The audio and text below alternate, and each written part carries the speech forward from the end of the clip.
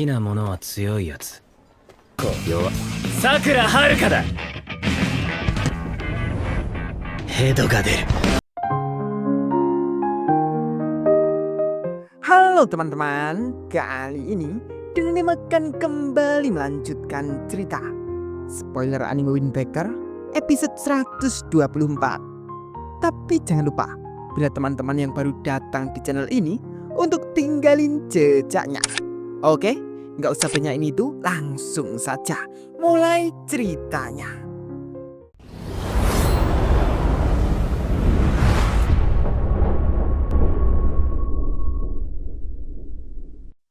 Setelah pemakaman nenek Momichikawa, sebulan pun berlalu begitu saja. Mungkin karena udara dingin yang mulai datang ke kota. Tapi sekarang, semua orang mulai memesan kopi panas. Ketenangan dan kedamaian pun kembali dan menyelimuti seluruh kota. Dan terlihat anak-anak kelas 1 sedang ngopi bersama di kafe Potos. Tiba-tiba Kunugi dengan suara lantang mengatakan, "Seperti yang sudah kubilang, aku serius. Aturan patroli yang sekarang harus diubah." Seketika mendapat omelan dari Kotoha. "Berisik, mau berapa kali ku katakan sih? Kalau nggak bisa tenang, keluar lewat pintu itu." Seketika Kunugi lalu menciut. "Maaf, aku kebawa emosi dikit." Asusawa lalu mengatakan, "Serius dah Kunugi? Kau selalu semangat banget ketika bahas ginian." Kunugi menjawab, "Diam, memang begitu sifatku." Teman-teman mengatakan, "Tapi aku ngerti maksud yang mau Kunugi sampaikan. Sama, menurutku kita harus ngasih tahu orang-orang di sisi timur." Sakura lalu merespon, "Memangnya masalah apa? Siapa peduli berapa banyak yang datang ke kita? Kita tinggal ajar semua yang datang kan?" Teman-teman dengan kesannya lalu merespon, "Nggak semua orang punya otot sebagai otak kayak kau bego." Kotoha pun semakin tambah kesal. "Aku bilang diam." Aku sudah muat melihat Kotoha seperti itu. Yusurya pun seketika lalu akan keluar dari kafe. Maafkan aku, aku akan pergi." Kotoha pun, "Ya ampun, maaf teman Yusurya.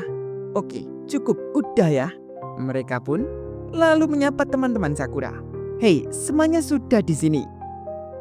Momichikawa mengatakan, "Berhenti membuat Kotoha-san marah." Kunugi, Mereka lalu menyambut kedatangan Momichikawa dan kawan-kawan. "Kalian datang pas banget.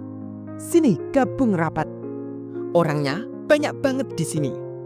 Mereka semua lalu memberi tempat untuk Momichikawa dan kawan-kawan. "Rapetin, geser dikit."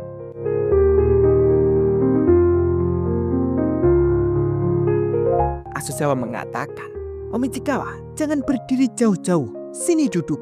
Momichikawa menjawab, "Aku di sini saja, nggak apa-apa. Soalnya udah sesak banget." Asusawa mengatakan, "Di sini masih ada tempat." Momichikawa menjawab, "Berhenti bercanda, pikirin juga perasaanku. Dengan badan segede ini." Kunugi mengatakan, "Kok nggak bisa diskusi yang benar kalau nggak dempet sama teman-temanmu?" Momichikawa menjawab, "Kayaknya nggak perlu dah." Dan seketika Kotoha sudah menyiapkan kopi untuk Momichikawa. "Nih." "Oh, makasih ya." Akhirnya Momichikawa duduk di meja bar itu saja. Mereka pun lalu mengobrol. Momichikawa mengatakan, "Oh ya, makasih sudah ngajarin aku bikin omres waktu itu." Kotoha menjawab, "Udah kau coba buat sendiri?" "Ya." "Gimana hasilnya?" "Kelihatannya simpel, tapi ternyata banyak juga yang harus diperhatikan ya." "Iya, aku baru nyadar omres buatanku dibungkus telur tipis. Susah ya, biar nggak sobek pas dibuka kan?" Momichikawa menanggapi, "Omresku nggak sobek sama sekali. Mungkin aku emang lebih jago." Mendengar itu, Kotoha lalu mengangkat teflonnya sembari tertawa sinis. Momichikawa lalu mengatakan, "Maaf, tadi cuma bercanda." Kunugi lalu memanggil Momichikawa. "Momichikawa, sini gabung sama kami." Kotoha yang masih mengangkat teflonnya lalu menoleh ke Kunugi. Kunugi pun seketika lalu menciut. "Maaf." Dengan suara lirih mengatakan, "Mungkin dia emang beneran benci sama aku." Sakura pun memberitahu ke Kunugi, "Enggak tuh, dia emang selalu begitu. Nire mengatakan, dia selalu seperti itu padamu karena kau selalu membuatnya kesal, Sakura. Kunuki pun masih menambah-nambahi, mengatakan, bukan hanya itu, ada alasan lain. Kenapa aku yakin dia benci aku? Setiap kali aku pesan omeles, porsiku selalu lebih kecil. Sakura mengatakan, apa? Nire, kayaknya nggak gitu deh. Sakura mengatakan, kau peduli banget hal kayak gitu ya? Suho mengatakan, Kunuki bisa ngomongin hal yang mengejutkan juga ya. Kunuki pun tambah semakin kesal. Diamlah. Kotoha pun kembali melirik ke Kunuki, sembari menepuk-nepuk teflonnya itu.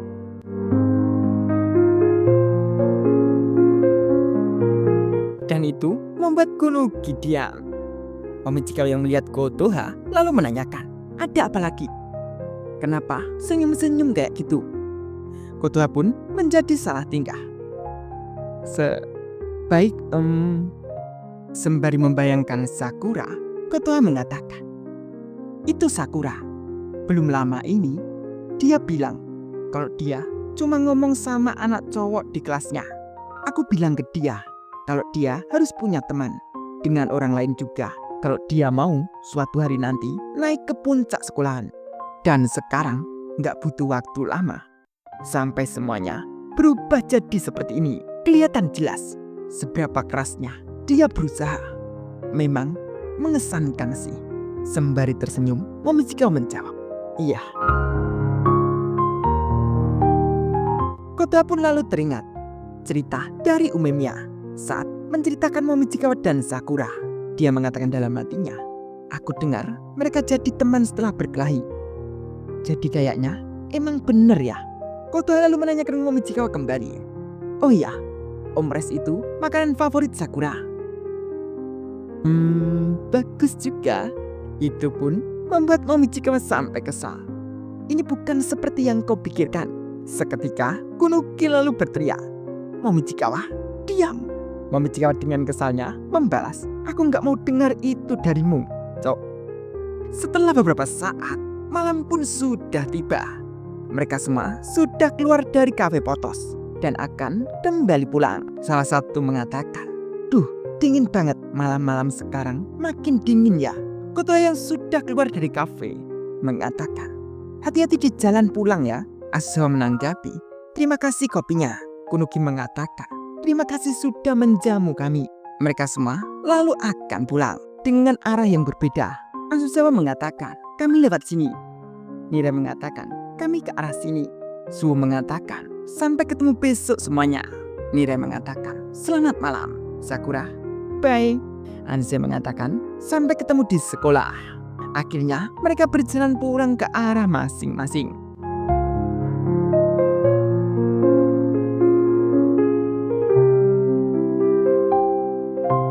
Suho dan Nire yang berjalan bersama. Nire mengatakan, wah, tadi suasananya panas banget ya. Suho menanggapi, benar. Nire mengatakan, tapi menurutku itu hal yang bagus, bahwa semua orang bisa seantusias itu saat membahas hal serius. Suho menanggapi, aku setuju. Nire mengatakan, kelompok Kunuki-san penuh semangat dan tulus. Kelompok Asusawa ramah dan fleksibel.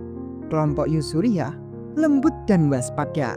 Dan lagi, di angkatan ini, kita punya Sakura dan Momochikawa yang akhirnya saling memahami.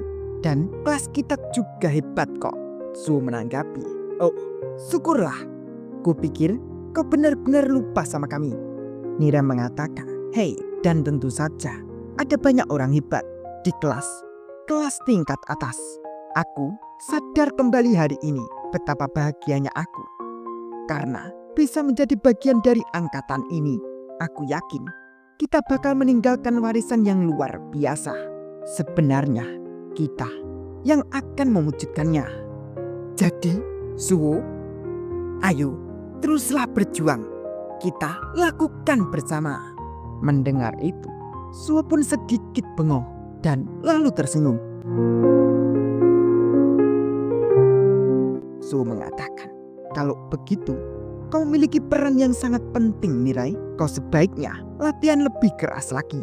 Mirai menanggapi, mohon bantuannya ya. Mirai pun lalu berlari untuk rumahnya. sembari mengatakan, "Baiklah, sampai ketemu besok, Su." Su menanggapi, "Ya, sampai ketemu besok." Namun tidak tahu kenapa, Su yang masih melihat Nire, Su masih terdiam di situ. Dan lalu menatap ke arah bulan. Su mengatakan, "Indah sekali."